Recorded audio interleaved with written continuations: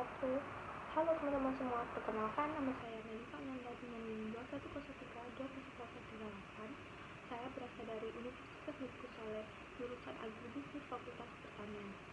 Nah, baiklah, saya akan menjelaskan atau memaparkan materi tentang resiko dan manajemen resiko yang diampu oleh Bapak Wahyu Isnanda Nasution, SSC, MC.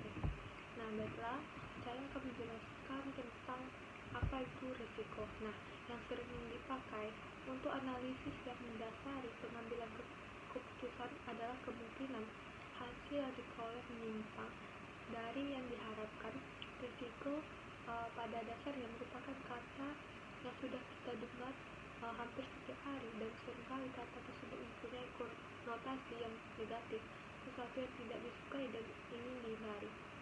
Banyak contoh dalam kehidupan berbagai risiko yang mungkin terjadi yang biasanya digambarkan sebagai sesuatu yang negatif, misalnya kebakaran, kecelakaan, dan sebagainya. Nah, risiko itu sendiri bersifat inheren atau disebut dengan melekat pada segala sesuatu. Ia bersanding side by side dengan value layaknya dua sisi mata uang yang sama. Yang membedakan di antaranya adalah seberapa besar tingkat paparan risikonya serta seberapa besar tingkat penerimaannya terhadap risiko tersebut. Nah, semua aktivitas individu maupun organisasi pasti mengandung risiko di dalamnya karena mengandung unsur ketidakpastian. Risiko tersebut bisa terjadi karena tidak ada atau kurangnya informasi tentang hal yang akan terjadi di masa mendatang, baik itu hal yang menguntungkan atau merugikan. Nah, definisi atau pengetahuan mengenai risiko ini menurut para ahli, yaitu menurut COSO ini, menurut COSO ERM 2004 ini, penguatan risiko adalah kemungkinan terjadinya sebuah peristiwa yang dapat mempengaruhi pencapaian tujuan organisasi. Nah, selanjutnya peraturan pemerintah nomor 60 tahun 2008 menurut PP nomor 60 garis miring 2008, risiko adalah suatu kejadian yang mungkin terjadi dan apabila terjadi akan memberikan dampak negatif pada pencapaian tujuan instansi pemerintah. Nah, Badan Sertifikat dan Manajemen Risiko pada tahun 2007 ini mendefinisikan risiko ini sebagai peluang terjadinya bencana, kerugian atau hasil yang buruk. Risiko tersebut atau terkait dengan situasi di mana hasil negatif dapat terjadi dan besar kecilnya kemungkinan terjadinya hasil tersebut dapat diperkirakan. Nah, menurut Arthur William dan Richard ini, MH, menurut Arthur William dan Richard MH, risiko ini adalah suatu variasi dari hasil-hasil yang dapat terjadi selama periode tertentu. Nah, menurut Mamdouh Hanafi pada tahun 2009, penguatan risiko ini adalah bahaya, akibat atau konsekuensi yang dapat terjadi akibat sebuah proses yang sedang berlangsung atau kejadian yang akan datang. Nah, standar internasional ISO 31000 yang diadopsi AS atau NZS dalam AS atau NZS ISO 31000 pada tahun 2009 mendefinisikan risiko sebagai the effect of uncertainty of objective. Nah, menurut Prof. Dr. Insinyur Sunarno, MS, ini pengetahuan risikonya adalah suatu kondisi yang timbul karena ketidakpastian dengan seluruh konsekuensi tidak menguntungkan yang mungkin terjadi. Nah, menurut KBBI atau Kamus Besar Bahasa Indonesia, risiko ini adalah segala sesuatu kemungkinan terjadinya peristiwa yang dapat merugikan perusahaan. Nah, dari berbagai definisi tersebut, risiko selalu dihubungkan dengan kemungkinan terjadinya atau ketidakpastian dan pencapaian tujuan. Secara sederhana, risiko ini dapat digambarkan sebagai berikut. Nah, bisa digambarkan risiko ini penyimpangan dari yang diharapkan, suatu hal yang ingin dicapai itu efek dari ketidakpastian pada sasaran, suatu keadaan yang tidak dapat ditentukan. Nah, selanjutnya faktor penyebab terjadinya risiko ini ada dua, yaitu yang pertama bencana, yang dimana bencana ini antara lain seperti banjir, tanah longsor, gempa, gelombang laut tinggi, yang secara langsung dapat menimbulkan kerugian.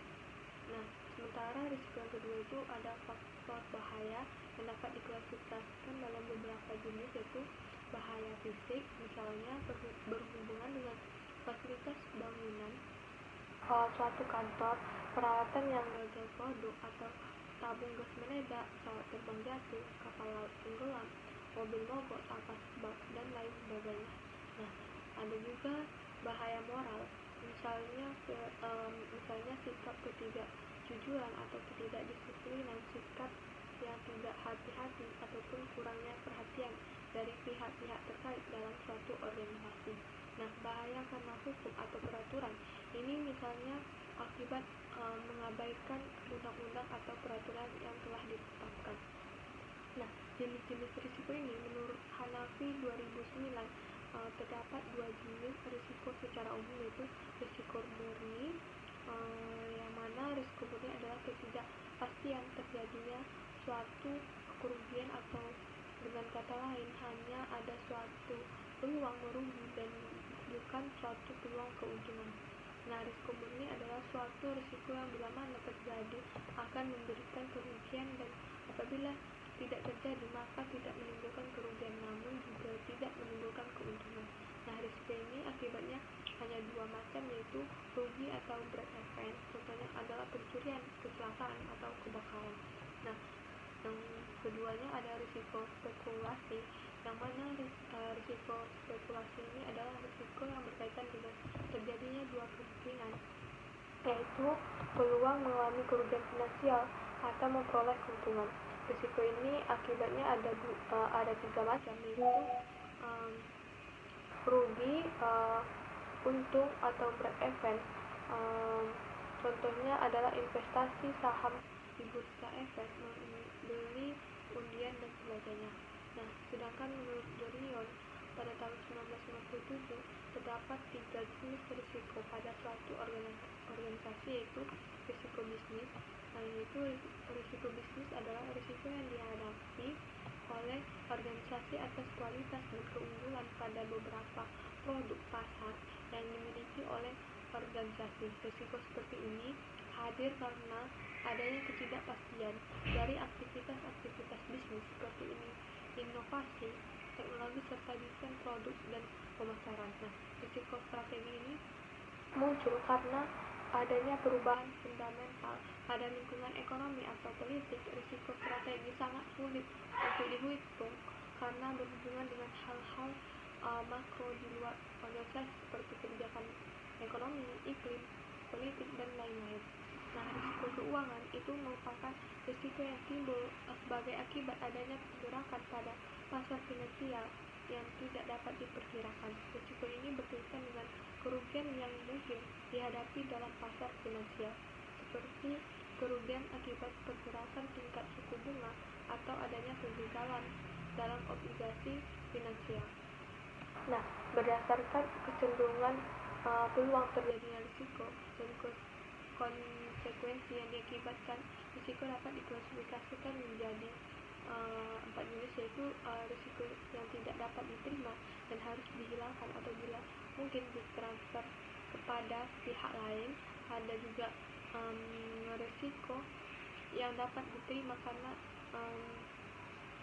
memerlukan penanganan atau mitigasi risiko sampai pada tingkat yang dapat diterima. Nah, ada juga risiko yang dapat diterima karena tidak mempunyai dampak yang besar dan masih dalam batas yang dapat diterima. Nah, ada juga risiko yang dampaknya sangat kecil sehingga dapat diabaikan. Nah, sumber-sumber risiko ini menurut Godfrey pada tahun 1996, terdapat sebuah risiko yang perlu diketahui dan diidentifikasi sebagai langkah awal penanganan risiko, yaitu sebagai berikut. Ada politik, contohnya kebijakan pemerintah, pendapat publik, perubahan ideologi, peraturan, kekacauan yang disebut dengan perang, terorisme, kerusuhan. Nah, lingkungan, contohnya pencemaran, kebisingan, perizinan, opini publik, kebijakan internal atau organisasi, perundangan yang berkaitan dengan lingkungan, dampak lingkungan. Nah, perencanaan contohnya itu persyaratan, perizinan, kebijakan dan praktik, tata guna lahan, dampak sosial dan ekonomi, opini publik. Nah, pemasaran contohnya itu permintaan atau perkiraan, persaingan, keusangan, kepuasan pelanggan, dan mode. Nah, ekonomi contohnya kebijakan keuangan, perpajakan, inflasi, suku bunga, nilai tukar. Nah, keuangan contohnya kebangkrutan, keuntungan, asuransi, riset. Nah, alami contohnya kondisi tanah di luar dugaan, cuaca, gempa, kebakaran, dan ledakan, temuan situs arkeologi. Nah, proyek, contohnya definisi, strategi pengadaan, persyaratan untuk kerja, standar kepemimpinan, organisasi, kedewasaan, komitmen, kompetensi, dan pengalaman. Perencanaan dan pengendalian kualitas, rencana kerja, tenaga kerja, dan sumber daya, komunikasi dan budaya. Nah, teknis contohnya kelengkapan desain, efisiensi, operasional, keandalan. Nah, manusia contohnya kesalahan, tidak kompeten, kelalaian, kelelahan, kemampuan berkomunikasi, budaya, bekerja dalam kondisi gelap atau malam hari. Nah, kriminal contohnya itu kurang aman, perusakan, pencurian, penipuan, korupsi. Nah, keselamatan contohnya peraturan kesehatan dan keselamatan kerja, zat berbahaya, bertabrakan, keruntuhan, kebanjiran, kebakaran, dan ledakan. Nah, kategori risiko ini tergantung dari sudut pandang kita melihatnya. Ada risiko dari sudut pandang penyebab, yang disebabkan ada dua macam, yaitu risiko keuangan, yang mana risiko yang disebabkan oleh faktor-faktor keuangan. Nah, risiko operasional itu risiko yang disebabkan oleh faktor-faktor non keuangan, misalnya manusia, teknologi, sistem, dan prosedur dan alat. Nah, selanjutnya risiko dari sudut pandang akibat. Dilihat dari akibat yang ditimbulkan, ada dua macam risiko, yaitu risiko murni apabila suatu kejadian berakibat hanya merugikan dan tidak memungkinkan adanya keuntungan, misalnya terjadi kebakaran. Nah, ada juga risiko spekulatif, risiko tidak saja memungkinkan terjadinya kerugian tetapi juga memungkinkan terjadinya keuntungan, misalnya risiko melakukan investasi. Nah, ada juga risiko dari sudut pandang aktivitas. Ada beberapa macam aktivitas yang dapat menimbulkan risiko, misalnya aktivitas pemberian kredit oleh bank, aktivitas pelayanan kepada masyarakat. Nah, aktivitas dari sudut pandang kejadian itu risiko dilihat dari sudut pandang kejadian, misalnya risiko kebakaran. Nah, risiko dari sudut pandang jenis risiko itu mencakup kepada risiko teknologi, risiko keuangan atau ekonomi, risiko sumber daya manusia, kapasitas hak intelektual, risiko kesehatan, risiko politik, risiko hukum, risiko keamanan, dan lain-lain. Nah, risiko dari sudut pandang sumbernya, yaitu risiko dari sudut pandang sumbernya meliputi risiko eksternal dan internal. Nah, sudut pandang dari risiko eksternal ini meliputi politik, ekonomi, bencana alam, dan risiko internal ini meliputi reputasi, keamanan, manajemen informasi untuk pengambilan keputusan. Nah, selanjutnya itu risiko dari sudut pandang penerima risiko dari sudut pandang penerima risiko ini mencakup orang, risiko reputasi, hasil program, bangunan dan aset, lingkungan, pelayanan, dan lain-lain.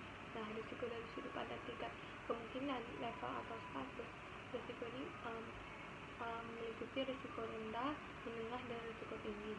Nah, Risiko dari sudut pandang kemampuan mengendalikan ini, risiko yang sangat terkendali, risiko yang kurang terkendali, dan risiko yang tidak atau sangat sulit dikendalikan. Nah, risiko dari sudut pandang hierarki risiko ini meliputi risiko strategis, risiko program, risiko proyek, dan risiko operasional. Nah, risiko dari sudut pandang penetapan tujuan organisasi, risiko strategis berhubungan dengan keselarasan dengan selera risiko. Nah, risiko operasional berhubungan dengan efektivitas dan efisiensi aktivitas operasi. Nah, risiko pelaporan ini berhubungan dengan keandalan dalam proses pengambilan keputusan, dan risiko ketaatan berhubungan dengan kesesuaian terhadap regulasi yang berlaku. Nah, itulah penjelasan tentang risiko. Nah, selanjutnya itu manajemen risikonya.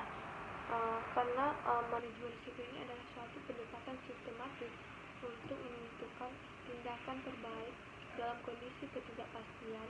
Proses manajemen risiko yang lengkap dimulai dari penetapan konteks, identifikasi risiko, analisis risiko, evaluasi risiko, dan penanganan risiko, serta dilengkapi dengan adanya komunikasi dan konsultasi pada masing-masing tahapan dan monitoring review.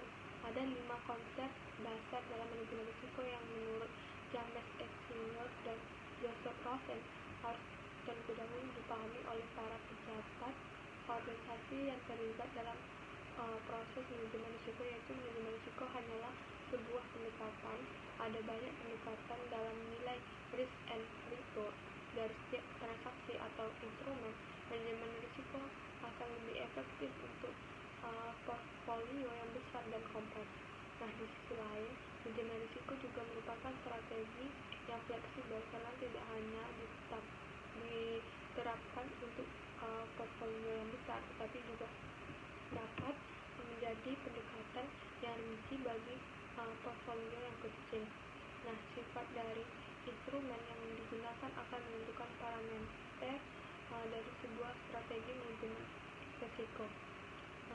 Secara relatif, tidak ada satu strategi manajemen risiko yang dapat diterapkan pada semua jenis pasar uang atau semua instrumen. Nah, sistem manajemen risiko haruslah sistematis dan diikuti secara konsisten, tetapi tidak kaku dan fleksibel. Nah, manajemen risiko bukan merupakan alat sulap yang secara ajaib akan meningkatkan return atau kinerja organisasi dan sekaligus mengurangi risiko. Menurut Dr. L. Bernstein berpendapat bahwa manajemen risiko sendiri bisa menghasilkan risiko baru, yaitu berkurangnya kewaspadaan manajemen organisasi terhadap seluruh risiko organisasi yang ada.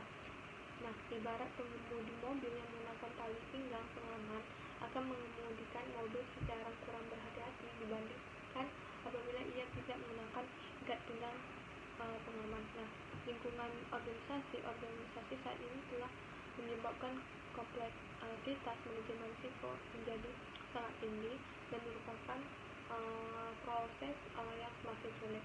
Nah, kecenderungan pasar yang semakin bergejolak.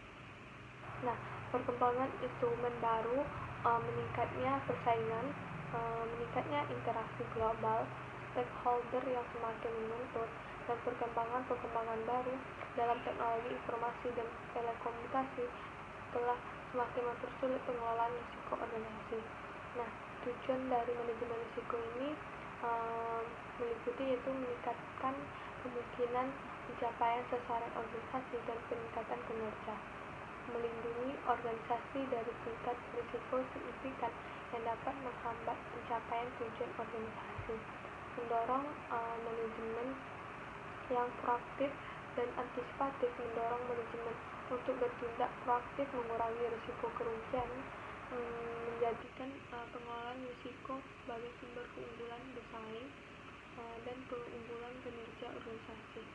Nah, memberikan dasar yang kuat dalam pengambilan keputusan dan perencanaan, meningkatkan efektivitas, alokasi, dan efisiensi penggunaan sumber daya organisasi, mendorong setiap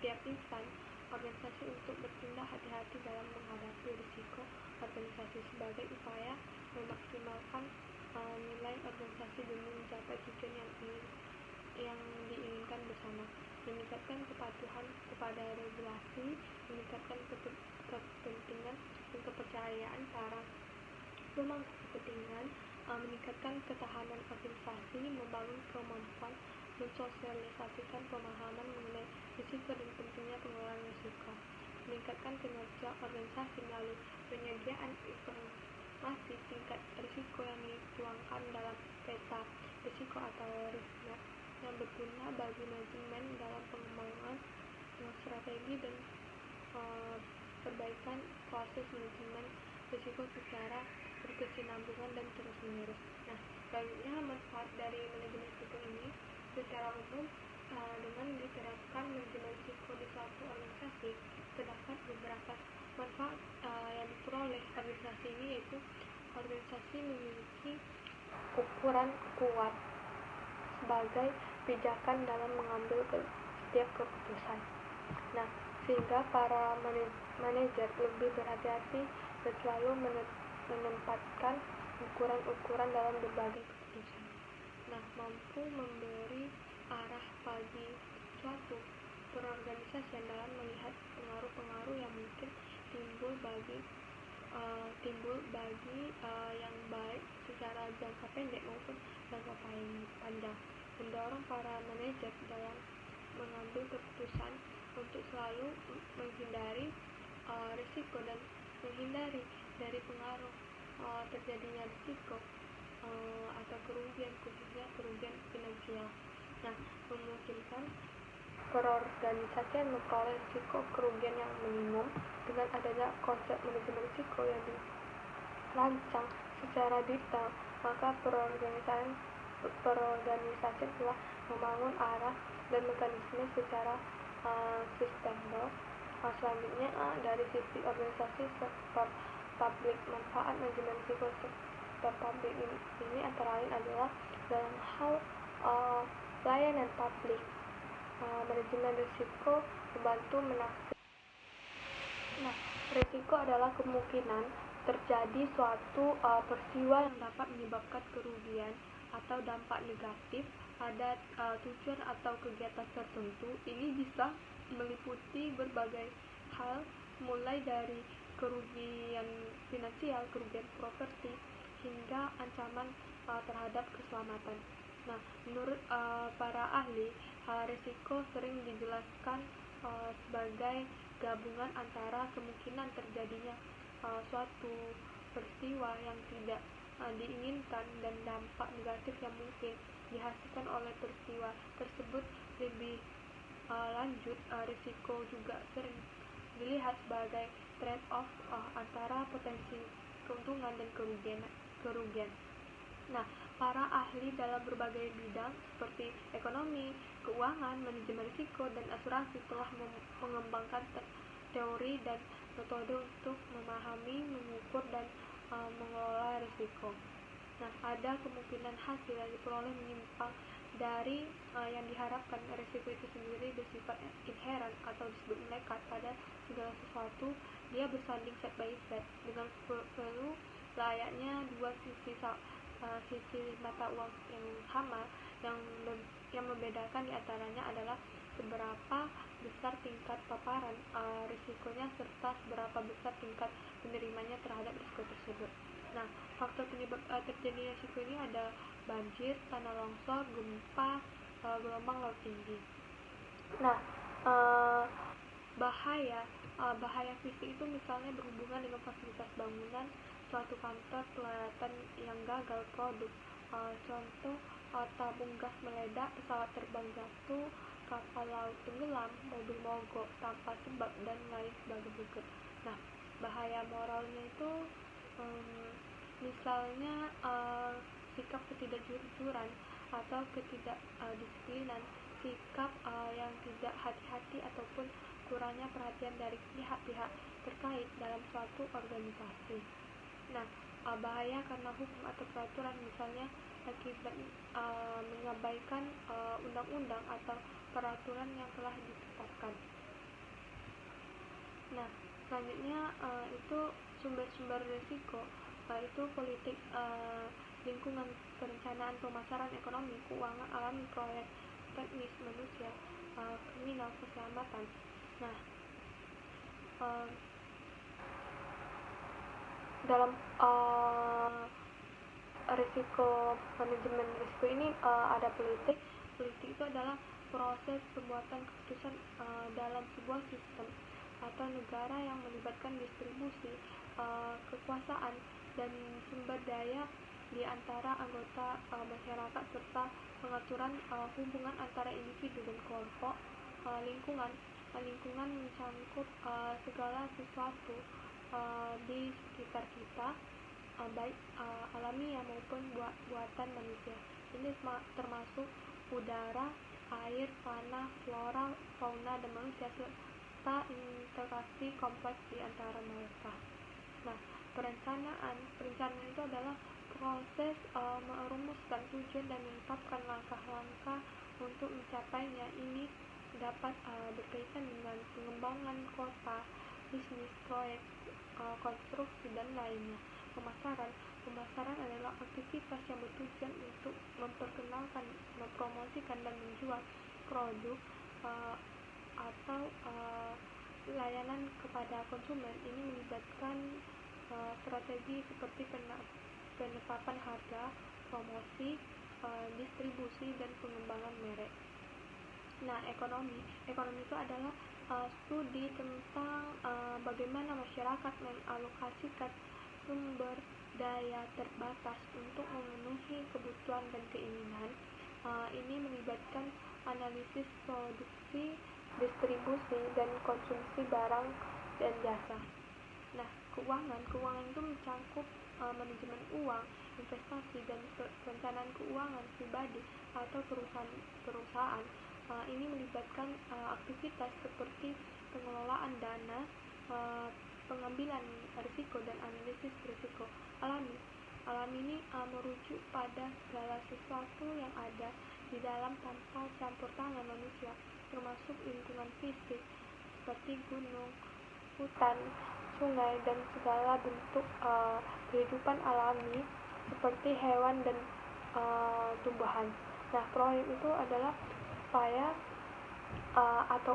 terencana untuk mencapai tujuan tertentu dalam batas-batas waktu dan anggaran tertentu. Ini bisa berupa pembangunan fisik, penelitian, pengembangan produk, dan banyak lagi. Nah, teknis ini mengacu pada pengetahuan dan keterampilan yang terkait dengan penggunaan teknologi atau ilmu pengetahuan dalam konteks tertentu, seperti rekayasa komputer atau industri tertentu.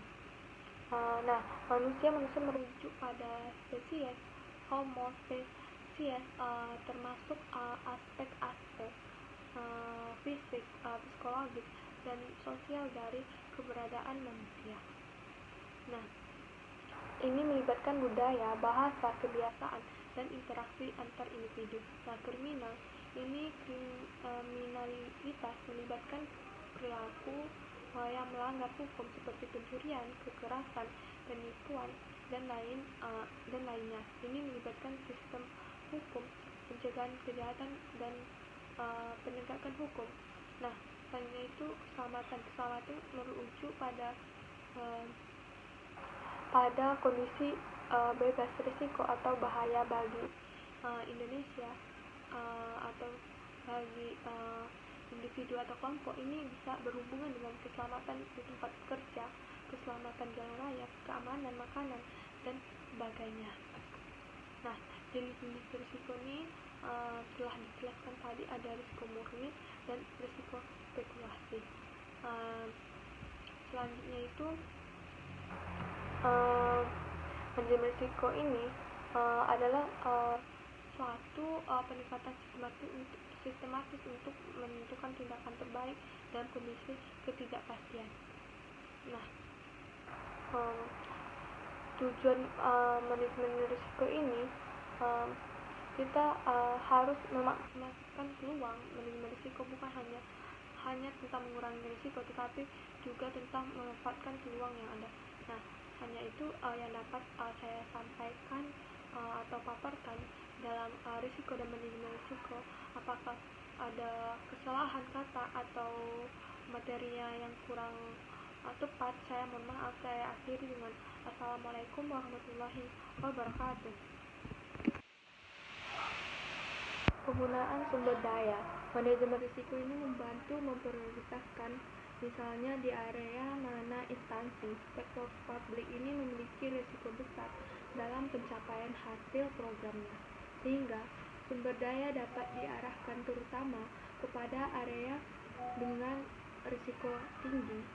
Dalam hal peningkatan keandalan dan kecukupan pengendalian intel, manajemen risiko ini dapat membantu meminimalkan pemborosan, kecurangan, dan kesalahan.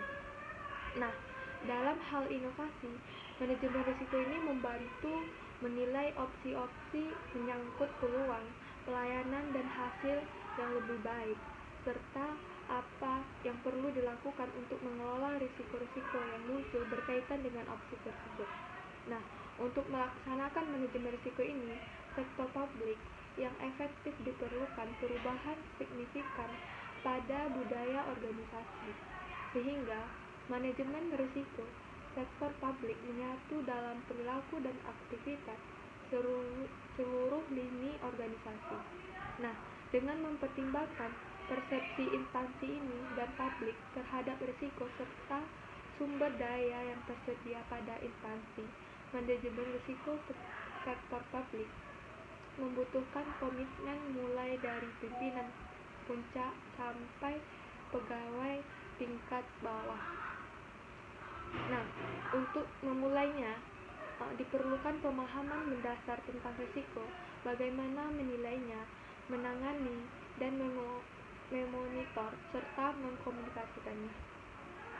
Selanjutnya itu secara ringkas, penerapan manajemen risiko ini di lingkungan organisasi memberikan manfaat untuk hal-hal berikut, yaitu mengurangi kejutaan, meningkatkan kesempatan memanfaatkan peluang, meningkatkan kualitas perencanaan, dan meningkatkan pencapaian kinerja.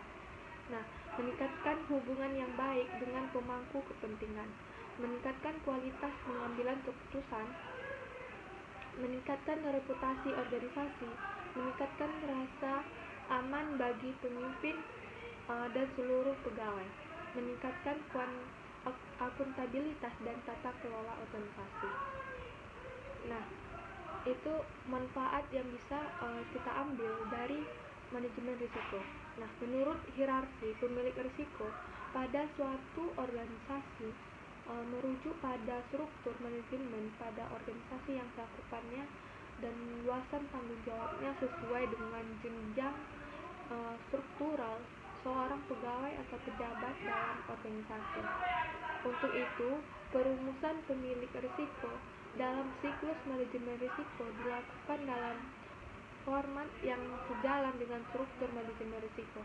Nah, sejalan dengan jenjang jabatan seorang pegawai atau manajemen organisasi, publik atau pemerintah, hierarki pemilik risiko dikaitkan dengan sasaran risiko digambarkan sebagai berikut. Nah, gambaran dari struktur organisasi manajemen risiko ini pada organisasi publik idealnya terdiri dari komite manajemen risiko di tingkat kepemerintahan atau kementerian lembaga, unit pemilik risiko atau yang disebut dengan UPR, unit kepatuhan manajemen risiko, dan inspektorat. Nah, selanjutnya itu komite manajemen risiko di tingkat kementerian atau lembaga terdiri dari menteri atau kepala atau ketua atau pimpinan tertinggi organisasi selaku ketua, sekretaris utama selaku wakil ketua, dan para pejabat eselon 1 selaku anggota. Tugas dan tanggung jawab komite manajemen risiko ini meliputi menetapkan petunjuk pelaksanaan manajemen risiko kementerian atau lembaga dan menetapkan kebijakan penerapan manajemen risiko kementerian atau lembaga, antara lain kategori risiko, kriteria risiko, matris analisis risiko, level risiko, dan selera risiko. Nah, Komite Manajemen Risiko dalam melaksanakan tugasnya didukung oleh sekretariat komite terdiri dari menteri atau kepala atau ketua atau pimpinan tertinggi, inspektorat selaku ketua, dan perwakilan setiap unit eselon 1 sebagai anggota.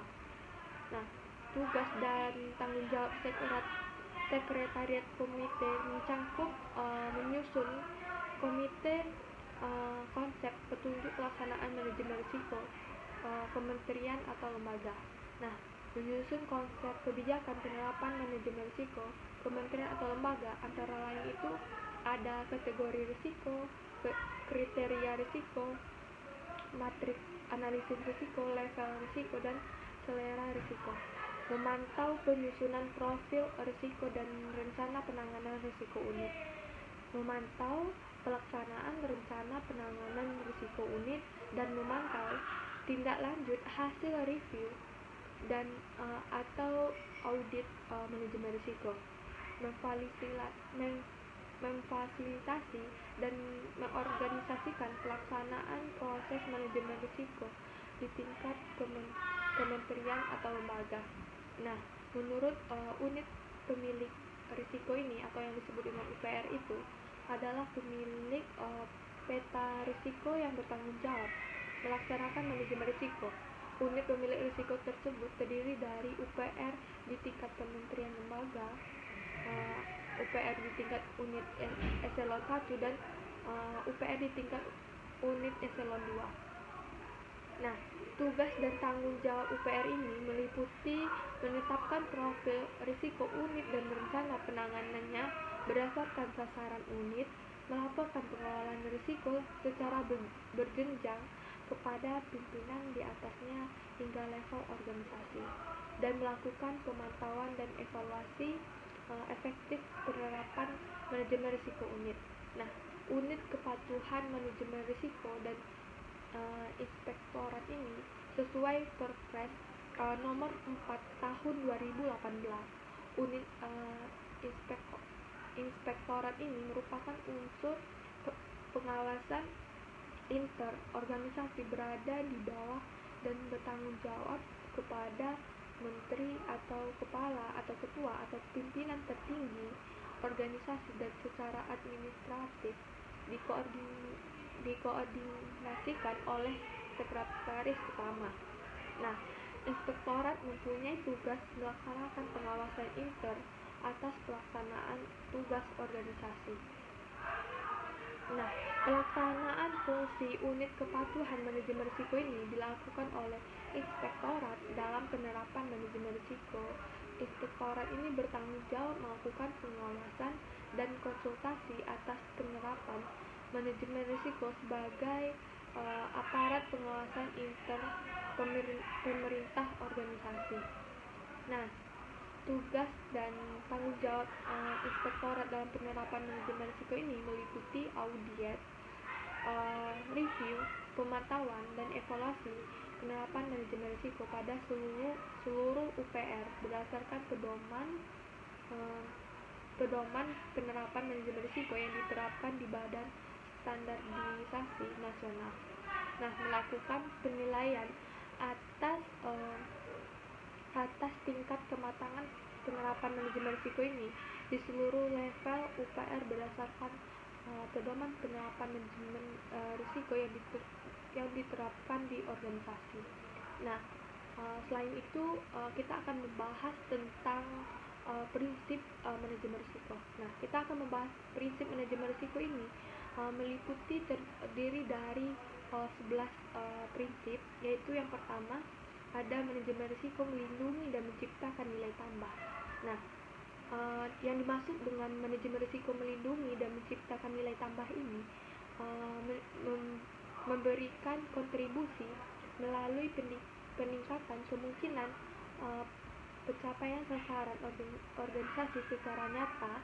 Selain itu juga memberikan perbaikan dalam aspek keselamatan, kesehatan kerja, kepatuhan terhadap peraturan perundangan, perlindungan lingkungan hidup, persepsi publik, kualitas produk, reputasi, tata kelola, efisiensi, operasi, dan lain-lain. Nah, yang kedua itu manajemen risikonya adalah bagian terpadu dari proses organisasi. Manajemen risiko ini merupakan bagian dari tanggung jawab manajemen dan merupakan bagian tak terpisahkan dari proses organisasi, proyek, dan manajemen perubahan. Nah, manajemen risiko ini bukanlah suatu aktivitas yang berdiri sendiri dan terpisah dari kegiatan serta proses organisasi dalam mencapai sasaran. Nah, yang ketiga, manajemen risiko ini adalah bagian dari proses pengambilan keputusan. Manajemen risiko membantu para pengambil keputusan untuk mengambil keputusan atas dasar pilihan-pilihan yang tersedia dengan informasi yang selengkap mungkin. Nah, manajemen risiko dapat membantu menentukan prioritas tindakan dan membedakan berbagai alternatif tindakan. Manajemen risiko dapat membantu menunjukkan semua risiko yang ada, manajemen risiko yang dapat diterima, dan mana risiko yang memerlukan, apakah perlakuan risiko yang telah diambil memadai dan cukup efektif atau tidak. Nah, informasi ini merupakan bagian dari proses pengambilan keputusan. Nah, selanjutnya itu yang keempat, manajemen risiko secara khusus menangani aspek ketidakpastian. Nah, manajemen risiko secara khusus menangani aspek ketidakpastian dalam proses pengambilan keputusan. Ia memperkirakan bagaimana sifat ketidakpastian dan bagaimana hal tersebut harus ditangani. Nah, yang kelima, manajemen risiko bersifat sistematik, terstruktur, dan tepat waktu. Nah, sifat sistematik, terstruktur, dan tepat waktu yang digunakan dalam pendekatan manajemen risiko inilah yang memberikan kontribusi terhadap efisiensi dan konsistensi manajemen risiko. Dengan demikian, hasilnya dapat dibandingkan dan memberikan hasil serta perbaikan. Nah, yang keenam, manajemen risiko ini berdasarkan pada informasi terbaik yang tersedia.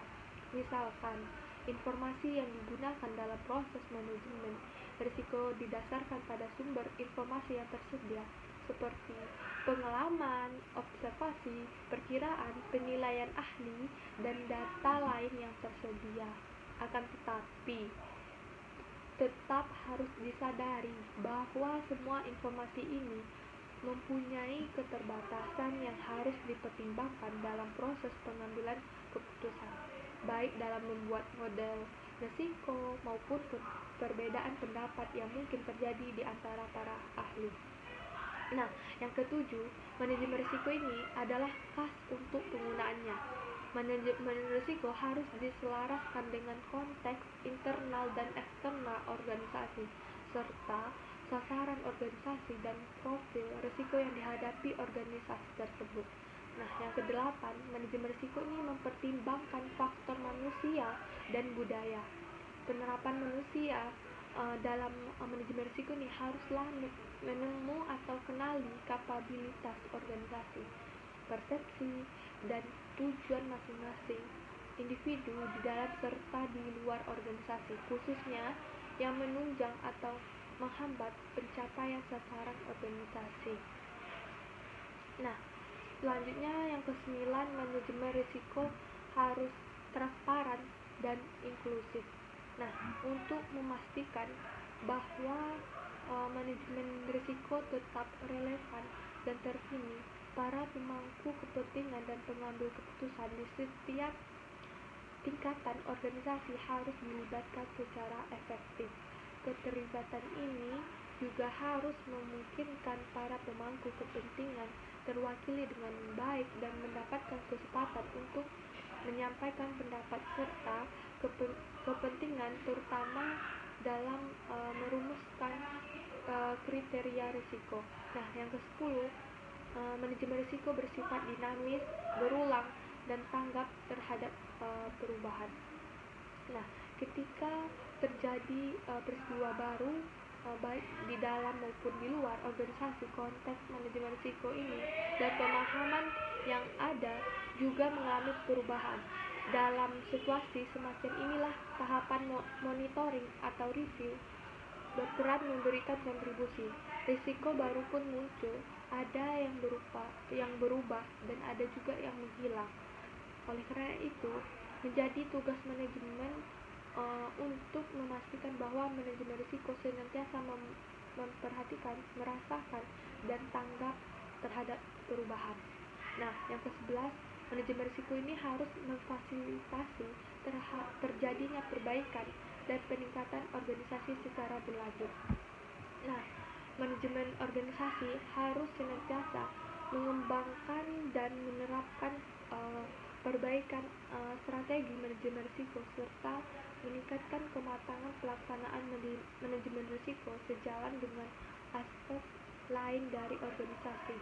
Nah, dalam membangun sistem manajemen risiko ini, pada suatu organisasi diperlukan perlu cara yang efektif yang dapat membantu seluruh karyawan organisasi memahami prinsip-prinsip manajemen risiko yang jumlahnya cukup banyak ini, sehingga sistem manajemen yang dikembangkan dapat dirumuskan dengan tepat dengan sasaran yang sesuai dengan kebutuhan organisasi.